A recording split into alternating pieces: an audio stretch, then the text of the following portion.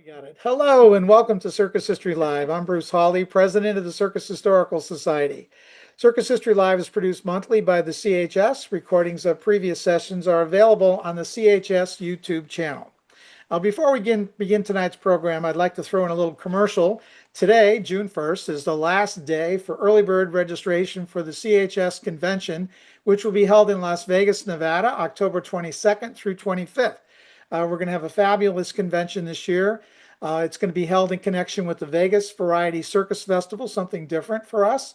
There'll be presentations involving the history of the circus in Las Vegas, a behind-the-scenes tour of Cirque du Soleil, one of the Cirque du Soleil performances, and several other presentations. So if you still have time for the early bird rate, if you register before midnight on the CHS website, circushistory.org, just go to the convention. Our guest for tonight's program is CPA and CHS member Dorita Estes, who will be discussing the business aspect of the circus. And now, without further ado, here's the host of Circus History Live, CHS Vice President Chris Berry. Take it, Chris. Thanks, Bruce, and thank you, Dorita, for coming on. If you know Dorita already, you know she's a fabulous storyteller. If you don't, you're going to hear those stories tonight. She's got a circus history that goes back well into the 1940s, and we're going to watch film of that tonight. Thank you for joining us today. Hello, glad to be with you. And it's Dorita, like in Kanye.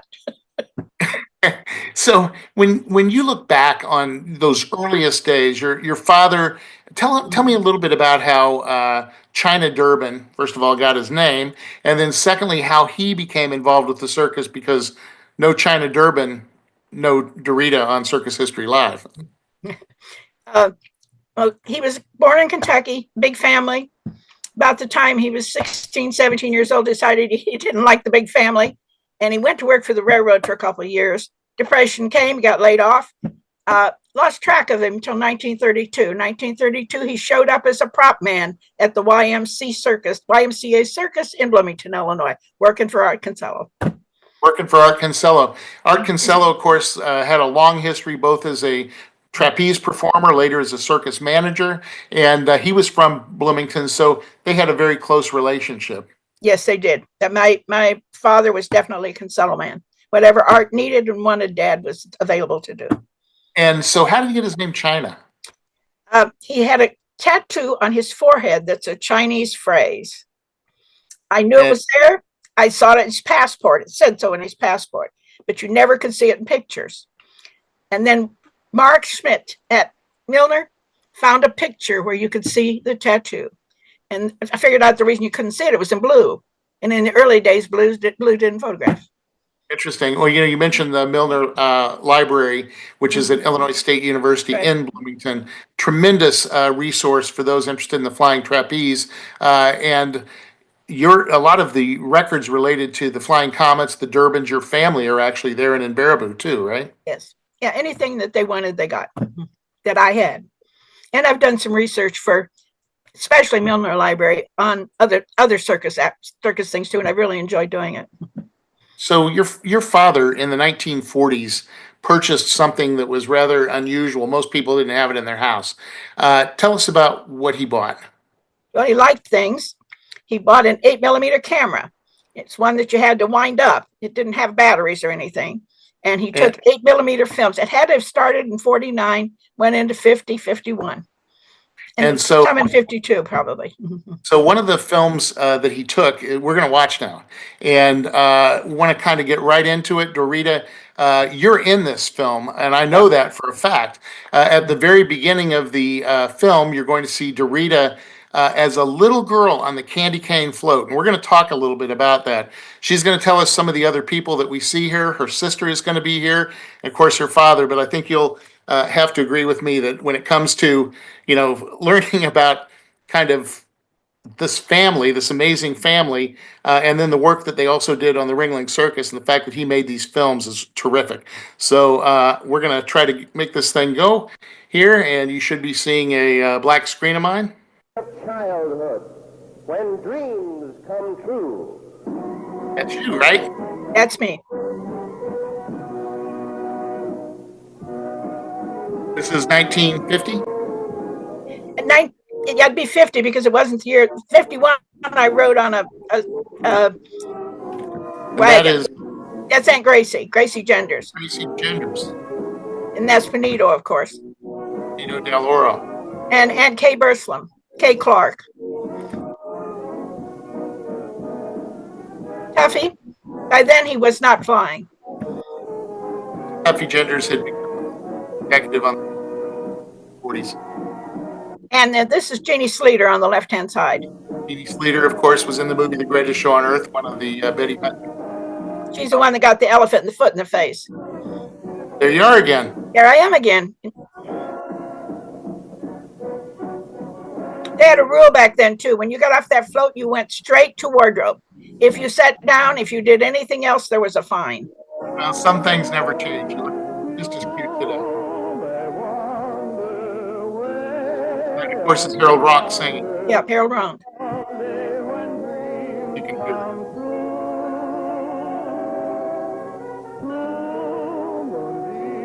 That's me and my sister and Linda Lawson sitting on a cot out in front of the dressing room. Linda Lawson's the one in the middle. Willis Lawson's daughter. That's Tuffy again. That was my aunt. Or no, that's not. I can't remember who they were.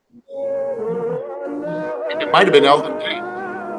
No, it wasn't Eldon Day. It was fans of some sort. There's Linda again with no top on. There's Circus fans. And he owned Ballantine Brewery. My dad loved that man because he kept him in Ballantine beer. And then he was later a vice president of TWA. But he loved to come play circus. And so he'd come help Dad on the show.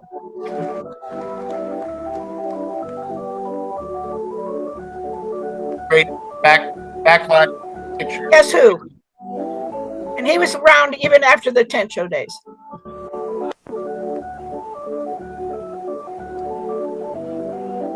Is that your sister? There's my sister, and that's the Donaker behind her. Popcorn and lemonade underneath a big top, touched by a magic hand. You're the little one. Yeah, it's me and my sister. 3 rings of joy command the greatest. She rode in the clown car with the dwarf.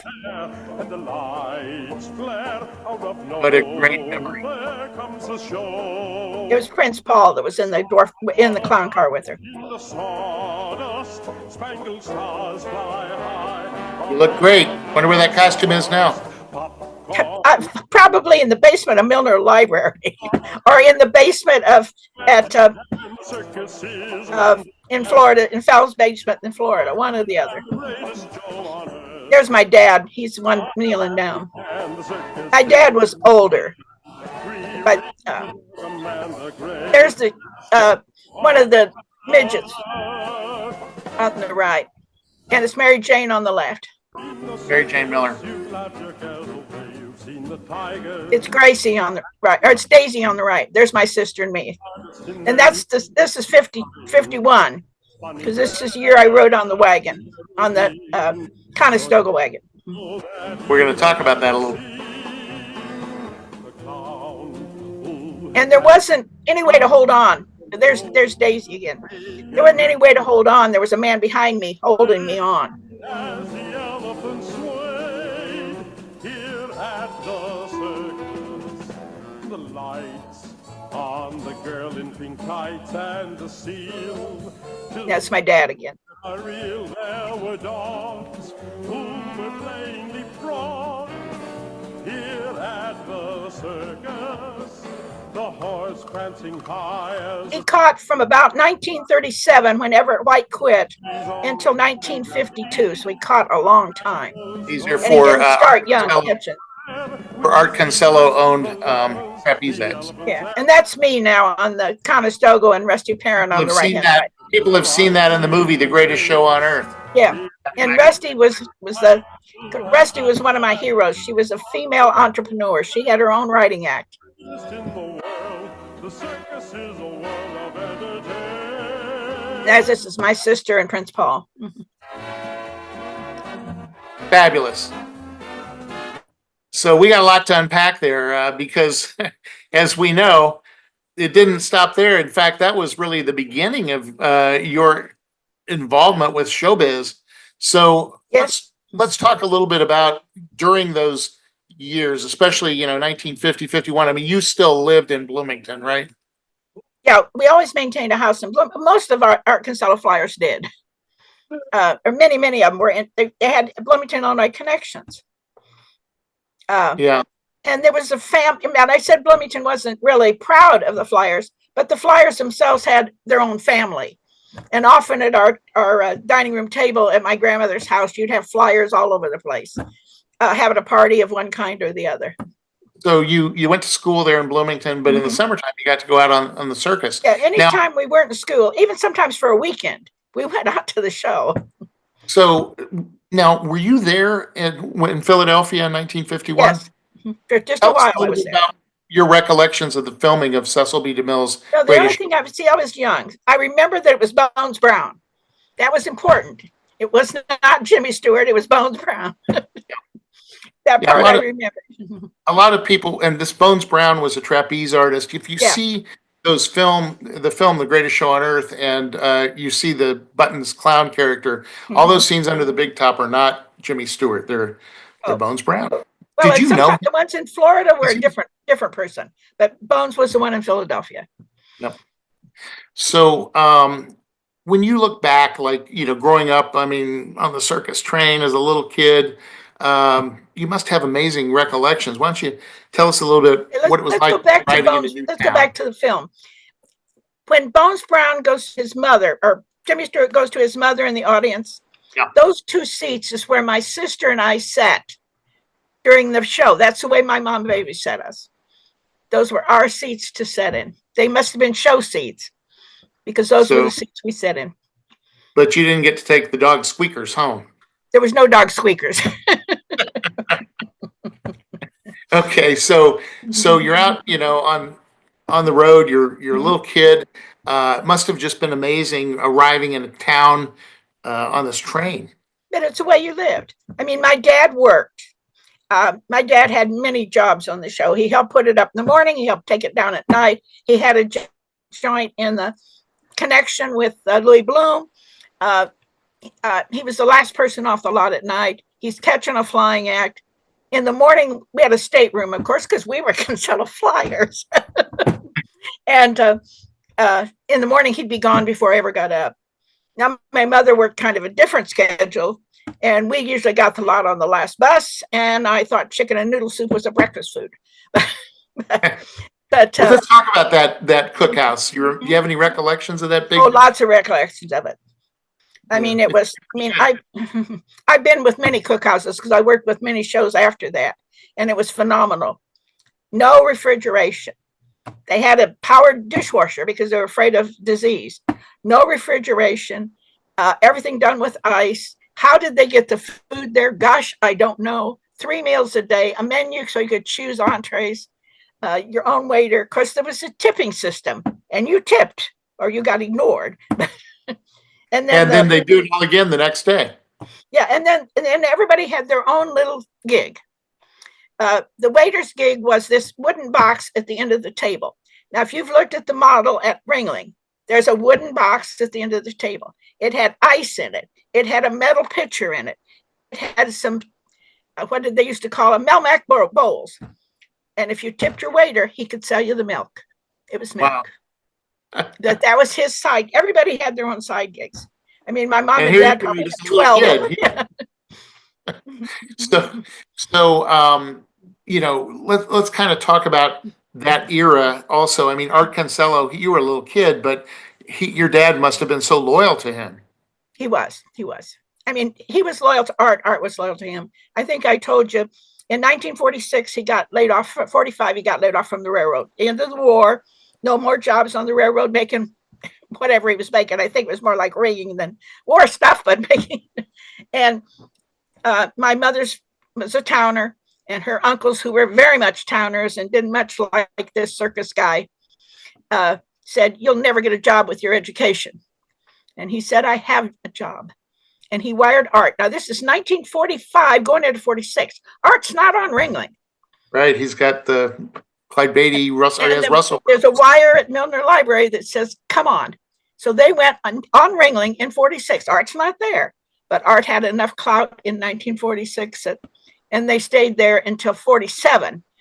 Art got in trouble somehow with somebody in 47 because they were on Pollock in 47, but then back on Ringling the rest of the time.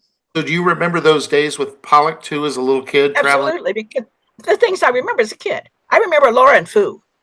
There were bears. Pollenberg bears. Now it was not the mother and father, it was the son. But the Right. Pollenberg bears were Laura and Foo. I mean, that's what I remember. And I remembered Peppy and Nita. They were an acrobatic act of kids. I remember the kids stuff. I remember there was no bathrooms in the trailer because we had a trailer. You had to go to a fairgrounds where you had to get up in the morning to find a bathroom. That's the type of thing I remember. So you get older, you're going to go to school. You're going to Nope. go. Okay, so tell me Nope. the story. We bought a grocery store. My mother and dad did not believe in education. You work. So we bought a grocery store. And before we go any further, I have to say that, among other things, Dorita is a CPA and is also one of the first women in the state of Illinois to be appointed to a special. I was an enrolled agent before any other woman was. And I was one of 5 women partners with McGladrey Pullen, which was the 6th largest accounting firm in the United States. 500 CPA, 5 women. And 5 of us were women. That was us 5 brave women. So somebody believed in education. Yeah. Well, yeah, but we got our education. My sister and I both had to get our education the way we could because mom and dad were not going to pay for it, nor did they want you spending time getting it. So tell us, you kind of come out of the circus for a little bit, you get back into the circus. Yeah, I've been out of the circus for, a little bit. Yeah, about 30 years. 30 years, right? Yeah. And then you had kind of that opportunity to move south. Yeah, we were both. My husband was worked for a printing company. He was in charge of 3 shifts a day. He was working his tail off. I'm working my tail off as a tax partner. We said, how much is enough? So let's just, I'm a partner. So when I sell my practice, I got income coming in. We'll just go to Florida and we'll hang out on the beach. And that lasted 2 months. Yeah, because while you were there, everybody has a need for somebody who understands the circus looking at the books. And so you were soon enlisted, and over the years, decades really, you became a go-to person. Yes. I started out with Alan Hill. He came and found me and said, somebody tells me that you might want to go out on the road. I said, what? And so my husband and I went on his road office for 2 years. That was our start. And so tell me a little bit about that. Your experience had been 30 years earlier or more with with Ringling Brothers on the train and Pollock Brothers, and now suddenly you're with this mud show. Mm-hmm. That first week I thought I was going to die, but I didn't. I mean, you got up at 5:30 in the morning and you moved, and you got the concession money at 11 o'clock at night, and you got some sleep if you could. But it was day after day. We were open every day but Easter. But it was what I wanted to be doing. It's what my husband wanted to be doing. I think that's great that you took this interest that you had and really went back on the road, and not just for 2 seasons. I mean, you were on the road for a long time. Yeah. And we're going to talk about that. But, we think we go to the circus, we go to any form of entertainment. We sometimes don't think about the people who are behind the scenes, who are counting the money and making sure that, the bills are paid and things like that. It's really an important part of any organization, right, Dorita? But the circus is unique. I think the most important part of circus is not the business office, it's not the performance, it's the advance. But let's get past that. The business office has got to be there. You aren't going to have a show if you don't have a business office that can deal with everything that comes up in a day. So tell me a little bit. So let's run through a little bit of chronological history here, because I think that's kind of interesting also. And I'll interrupt you. You're good. Okay, you get up in the morning and you're in a trailer. You move to the next town. Now, I've moved to a lot. Tim Frisco was the manager. And Tim Frisco was probably the very best manager I ever worked for. He had a reputation that I was afraid of when I went on the show, but it was unfounded. And we would sometimes pull on the lot, maybe 6:30 in the morning, and there'd be people waiting to buy tickets. And there's Tim standing pointing straight at our trailer. So you sold tickets. If you didn't have tickets, you gave them chits, and you gave them tickets, but you got the money. You got the money. I mean, Alan's line was, this is all cash at that time too, all right? cash. No, it wasn't. because we convinced Alan he needed to take credit cards. You didn't have Very- telephones then. You couldn't verify. They'll cheat me. I said, Alan, what are you selling? But they'll cheat me. Alan, you're selling empty space. If they got money in their pocket, they're going to spend it on concessions. So it's the very first year he did take credit cards. And that it was knuckle buster These were type those credit machines. cards. These are Knuckle those machines, busters. Not knuckle busters. Yep. knuckle busters. Yep. Yeah, that was before the days of telephone. So how did you communicate with the outside world at that time? I mean, I think you told me once. Go We had ahead. a broadband, but we didn't have a catcher. With a broadband, you have to catch a band. Well, a lot of people had automatic catchers. Well, we just had to catch an open one. You never caught one. If you caught one, it was radio frequencies that you're talking about. Yeah, Yeah. Go ahead. So anyway, we also had a cell phone, a Predator. A roaming call cost about $120 a call. So you And didn't they were use that a all- lot. So the show was run from payphones. Remember those things, payphones? Yeah, and so you had a pocket full of dimes, but because you were taking all that cash, you always had a That's pocket right. full of. It was always cash. It was always cash. And mostly it was ones, though. They didn't go in telephones very well. But in those days, mostly it was $1 bills. That was the bulk of what you got. So we're talking about 1979. 1990. Okay, I'm sorry. I didn't go to Sarasota till 1989. Okay, so we'll scratch that. 91, yeah. But so yeah, and we had cell phones at that time too, as you said. But But- yeah, we finally got something in our second year called AT&T One Rate Plan. $99 you could call all month as long as you used AT&T service. You know your numbers, and so in those days, though, you didn't have interstate banking, right?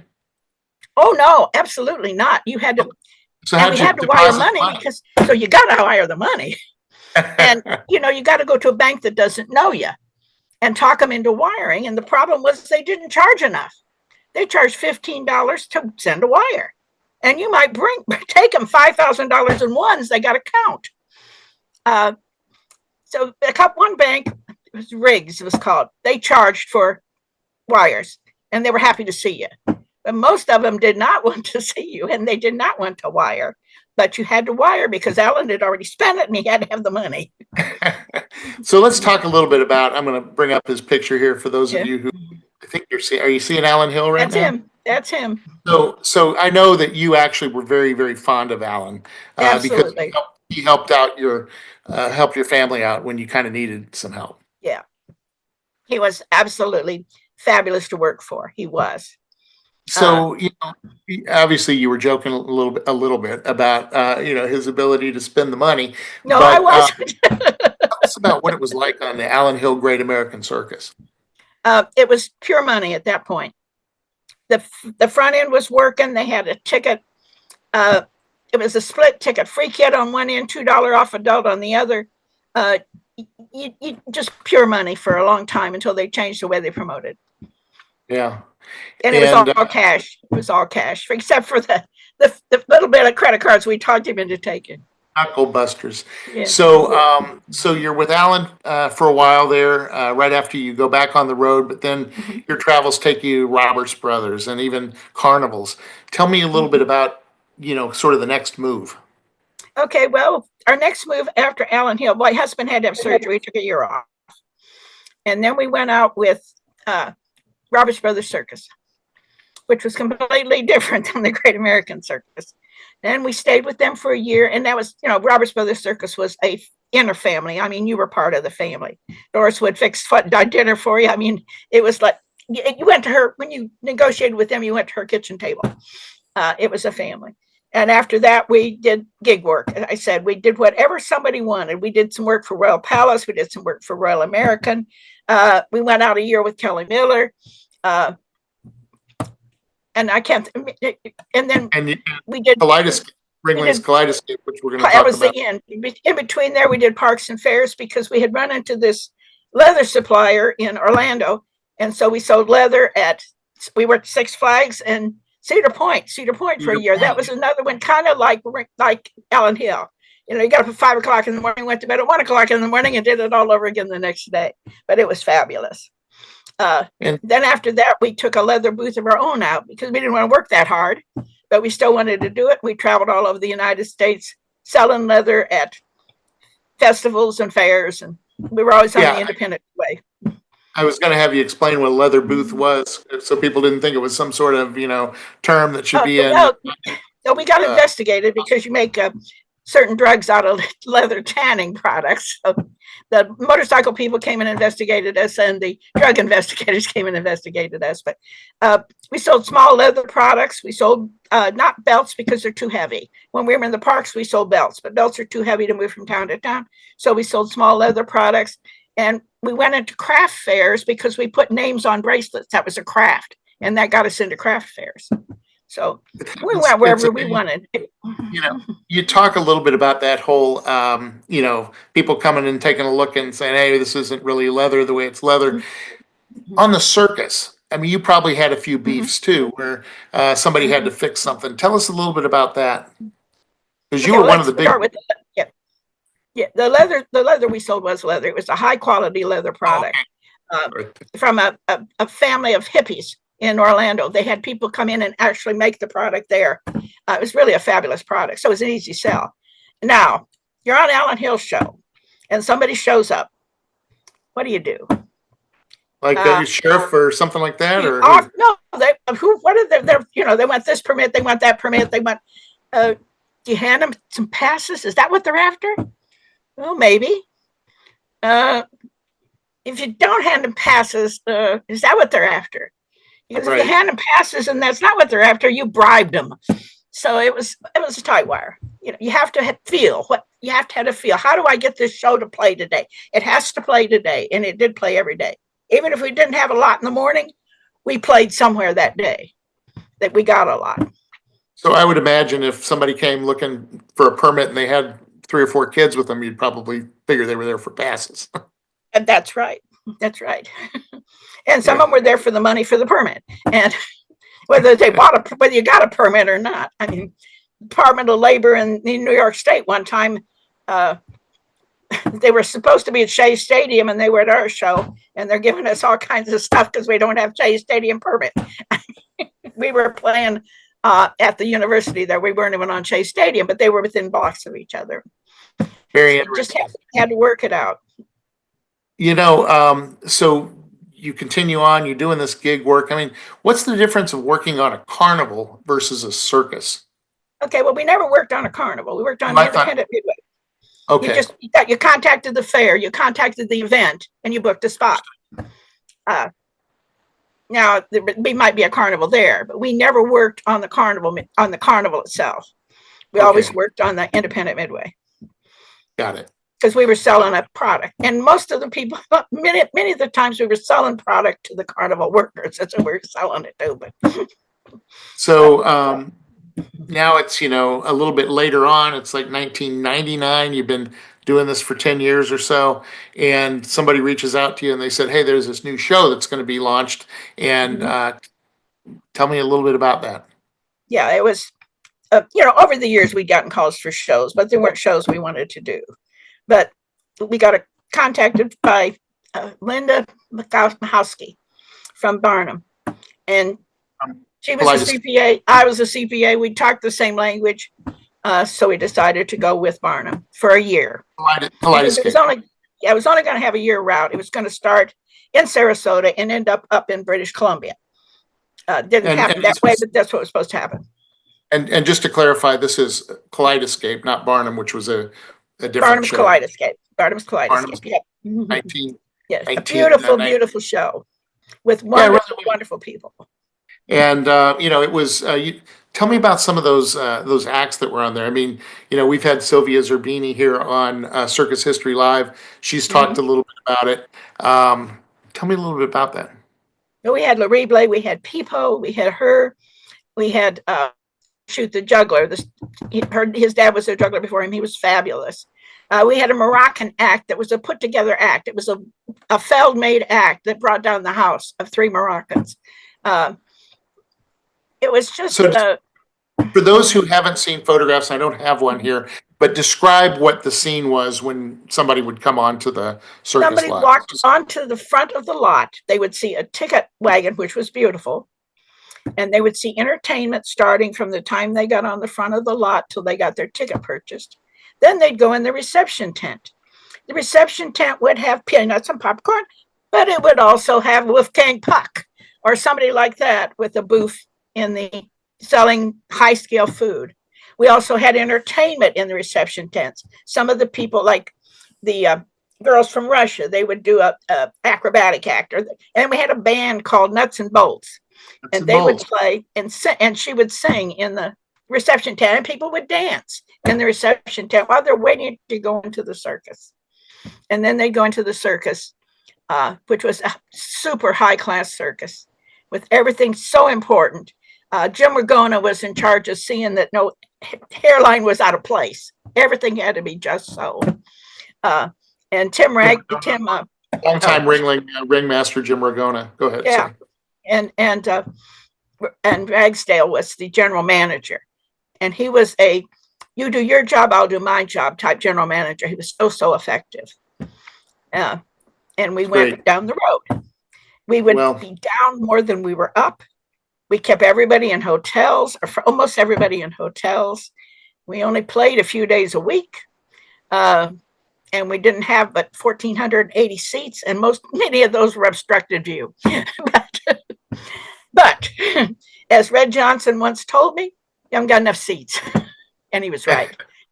Because when we left Sarasota, my husband says, this show's not going to leave. It's going to go back in the barn. Well, it left, but it left with no hope of profit. And you were obviously the person who was looking at the numbers. So I'm the one that helped develop the original budget. Yeah. Mm-hmm. Yeah. And that was hard for me because I'm an accountant. What are we doing here? But, so, let's talk a little bit about the business side of show business. We were talking earlier about the importance of the advance. We were talking about the importance of the business office. Tell me about the advance from your perspective, because you would know whether or not they were effective when you would see a full tent, right? Any show that you were on. Yeah, you knew. I always said you don't need a show. If you don't want to go back to a town, all you need is an effective advance. So now that's still the current days. I mean, that was it. You just need an effective advance. Back then we had sponsors. You don't have sponsors anymore, hardly. Or you have some, but not like then. That was saturation of sponsors, and you had to deal with the sponsor every day, and some of them were really great, and others you had to go find them, and they didn't know where their tickets were, and they didn't know where their money was, and Tim was great about that. I mean, he could stand there at that front gate, watch a whole midway full of people, and not let one in until the sponsor came up with the money. He knew how to do that. So, and obviously, when you go into, you were talking about the whole permitting. Any of these shows that you were on, and we'll use Allen Hill as an example. I mean, it was in so many different states that show Great America. I mean, it was Great American Circus, and so you had to deal with different. That's right. Jurisdiction in Alabama than you did in Georgia, right? Now, Mr. Gilbert came in to see me in New Jersey. He worked for the Department of Revenue. He came with 3 armed officers. Mrs. Estes, how are you going to pay the sales tax? Well, Mr. Gillette, if you come back about 11 o'clock tonight, I'll pay you in cash. He came back, I paid him, with his armed officers, by the way. Came back 2 more days. Mrs. Estes, when are you going to leave New Jersey? About 3 weeks from now. I'll meet you there. Oh, that is funny. Because some circuses had burnt them. And it might have even been Allen in a year or 2. And so we were suspect. We were suspect. But you think, I know you probably couldn't pull off the top of your head how big that show was, but gasoline was not cheap. You still have to keep those trucks moving and things like that. And you were involved in that also. Well, the books and records from the years I was there are available in one of the museums. And it was millions of dollars each. I mean, in a time when you're getting $8 a ticket, millions of dollars a year that came through that box office. So I know that you're also a circus historian, in addition to being someone who has worked in the business office. So you did some background work on Art Cancello. I did it. I was maybe trying to help getting somebody else. too deep into it, took a look at his tax returns. Only an accountant, only a CPA would do that, right? And Antoinette Kinsella's tax returns, and maybe a few other folks too.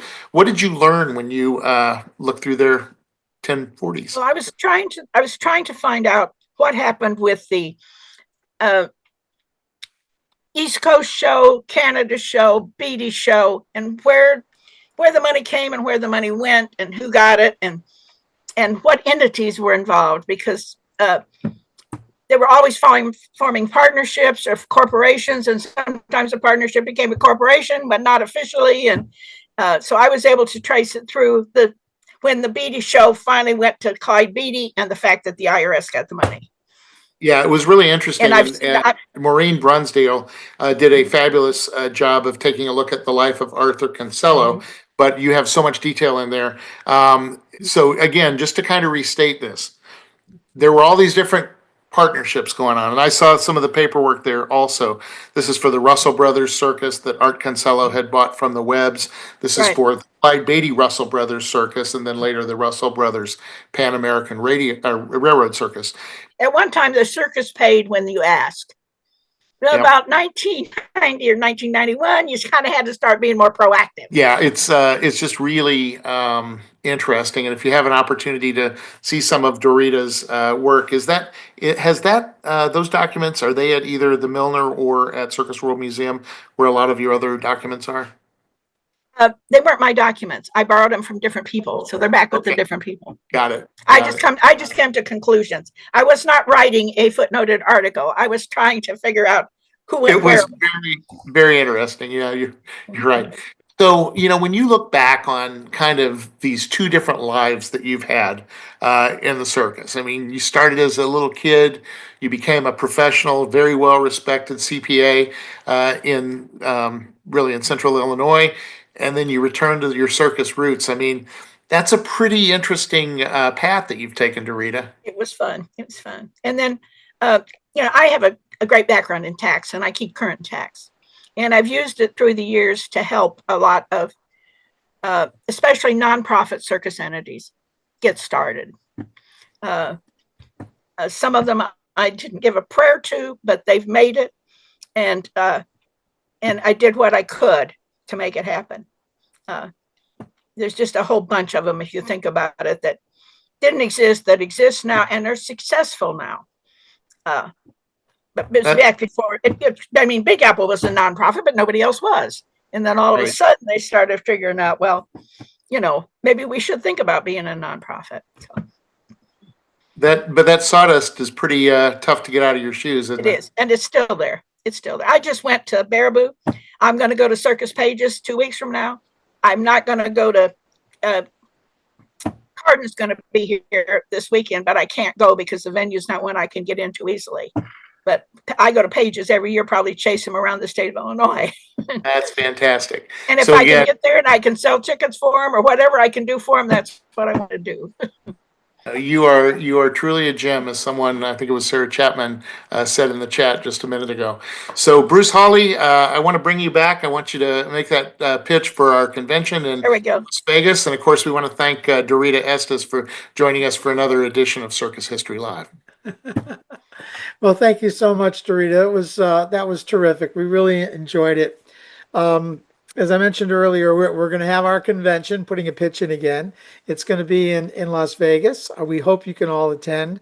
Today happens to be the end of our early bird registration day, but tomorrow prices go up $25. And it's October 22nd through the 25th. Exactly.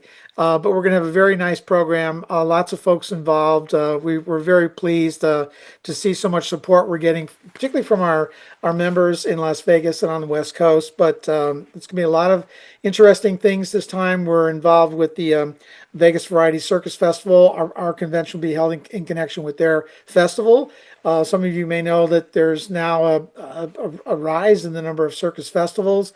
There was one recently in Texas, American Circus Fest. And of course, we all know about Monte Carlo in January, but these festivals are arising very they're very popular now, pretty much all over the world. And now we have one in Las Vegas that we're going to be associated with. Cirque du Soleil, of course, has a major presence in Las Vegas, and we'll have a behind-the-scenes tour of a Cirque du Soleil show. And there'll be panels on a number of topics, including the history of circus in Las Vegas. But bottom line is, we'd love to have you come.